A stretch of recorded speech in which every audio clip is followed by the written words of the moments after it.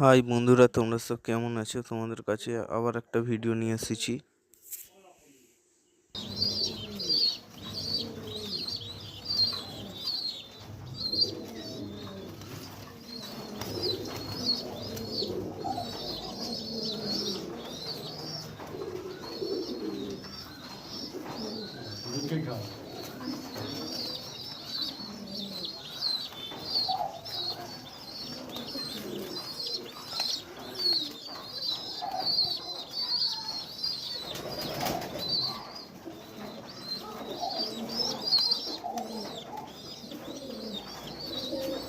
তোমরা দেখো, কবুতরটা দুটো বাচ্চা খাবে বলে তার মায়ের পেছনে পেছনে ছুটছে।